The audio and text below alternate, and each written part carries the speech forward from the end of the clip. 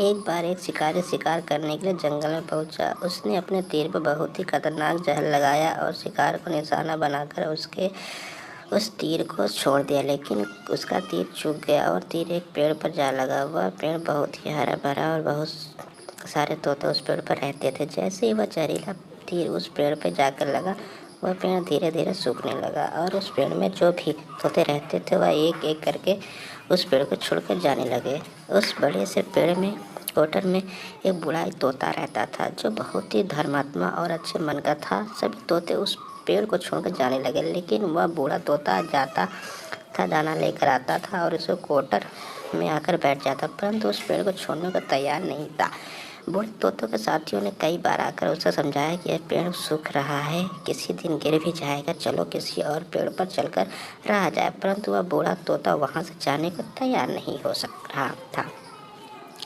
अब यह बात देवराज इन तक पहुंची। उन्होंने बताया कि एक तोता है जिस पेड़ पर रहता है, वह पेड़ पर एक जहरीला तीर लगने के कारण सूखने, गिरने और खत्म होने के कगार पर आ पहुंचा है और एक बूढ़ा तोता अभी भी वहीं पर रह रहा है। यह दाना लेकर आता और वहीं पर रहता।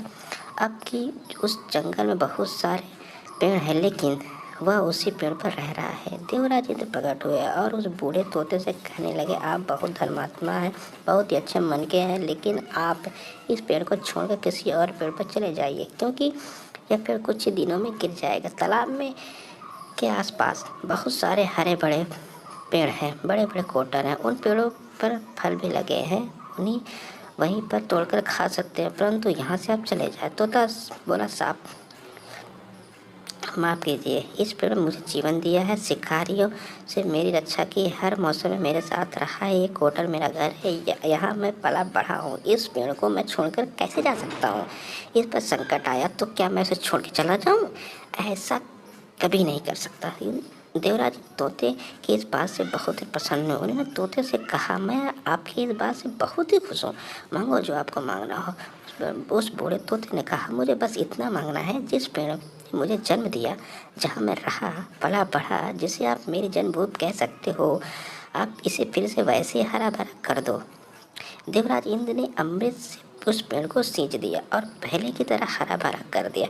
अब वापस से उस पेड़ पर आकर बाकी तोते रहने लगे। वह बूढ़ा तोता कुछ समय तक और जिंदा रहा, फिर उसकी मृत्यु हो गई और यह स्वर्ग में चला गया। यह कहानी हमें सिखाती है कि जब भी किसी इंसान का बुरा दौर आता हो तो इसलिए वह टूट हुआ जाता है, उसे किसी सहारे की ज़रूरत होती है, किसी की आवश्यकता होती है, मगर ऐसे समय में उसे छोड़कर चले जाएंगे, उससे बात नहीं करेंगे, मुंह मोड़ लेंगे, तो आपसे बुरा कोई नहीं, बल्कि आप किसी के सुख का साथी बने या न बने, लेकिन आपको हमेशा किसी के दुख का साथी जरूर बनना चाहिए। तो दोस्तों, कैसे लगी कहानी? अगर पसंद आए तो लाइक करें, शेयर करें, सब्सक्राइब करें। Thank you.